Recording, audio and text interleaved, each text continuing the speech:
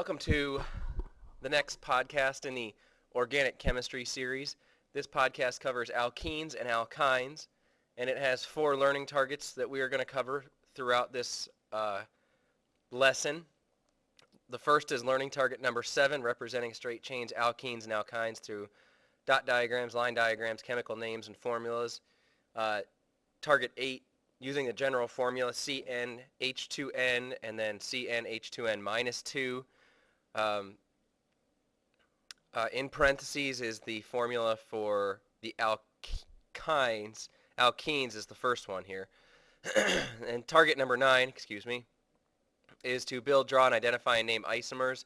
So that might be using your little model kits there. And target number 10 is to compare saturated and unsaturated hydrocarbons in terms of the molecular models, formulas, line diagrams, physical and chemical properties. All right.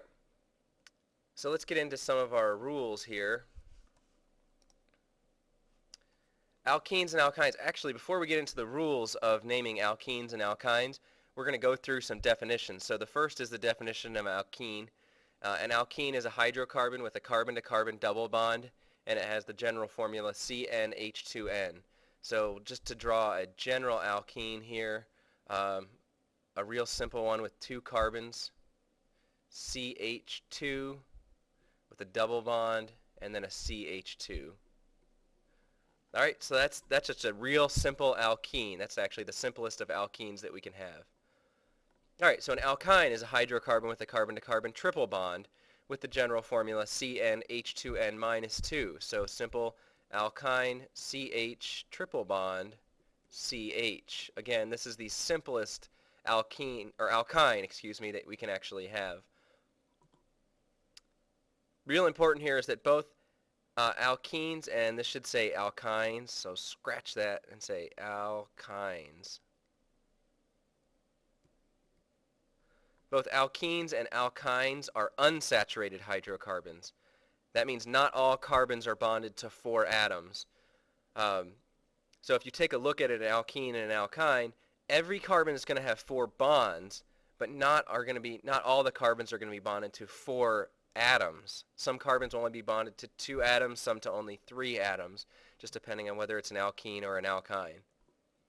Okay, so really into our rules here for naming alkenes and alkynes. The first rule is that we have to select the longest continuous chain of carbon atoms that contains the double or triple bond. And this is the same as naming the branched alkanes. You always want to pick the longest continuous chain of carbon atoms. And in this case, it just has to contain the double or triple bond. Rule number 2, for an alkene, the root name of the carbon chain is the same as an alkane, except the ane ending is replaced by an ene ending.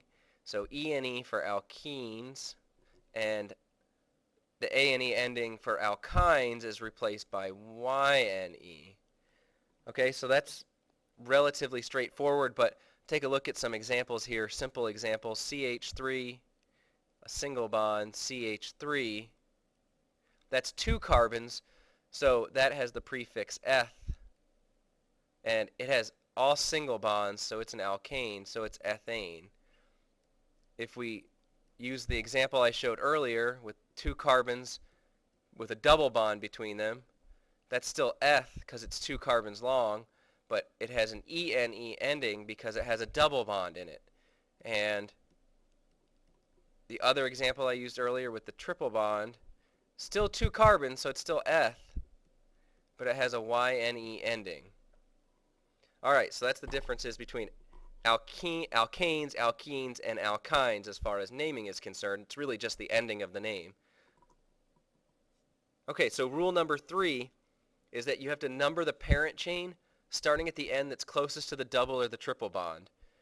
This is again a lot like naming branched alkanes. You always want the numbers to be as low as possible when you write the name. So we start closest to the, the feature that we're trying to name.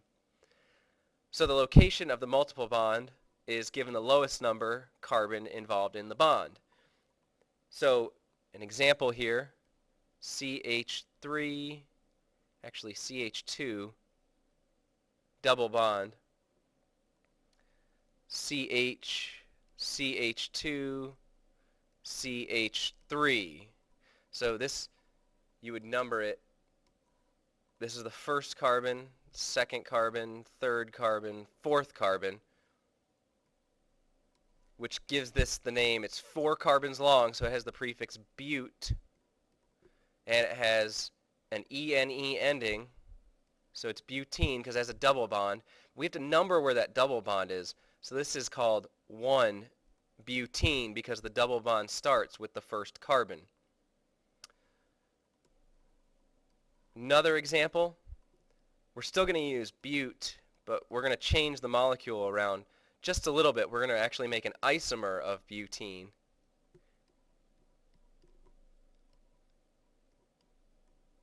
Okay, so like I said, this is still butene, so that still comes into play in our name. So let's number our carbons. 1, 2, 3, 4. But when we name it, this is now 2-butene because the double bond is on the second carbon.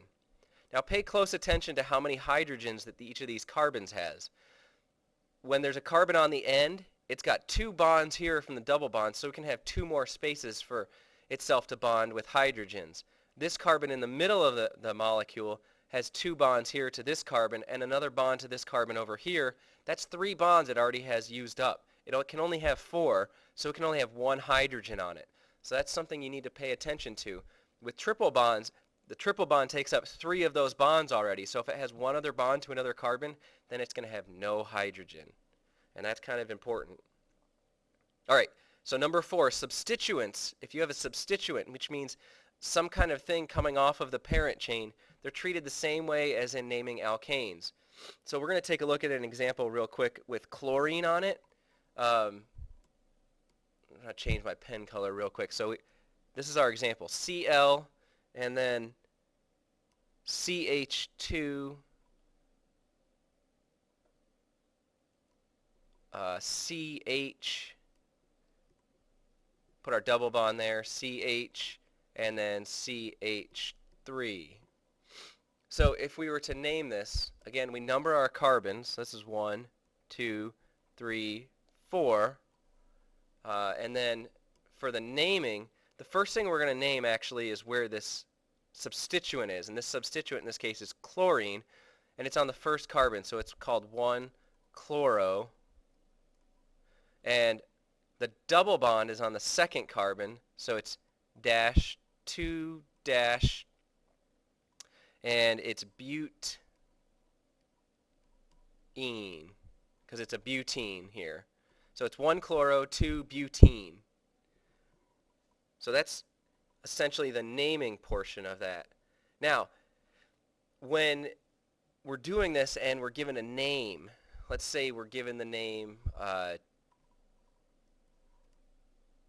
2-pentyne. We're going to want to name it, should be a dash there.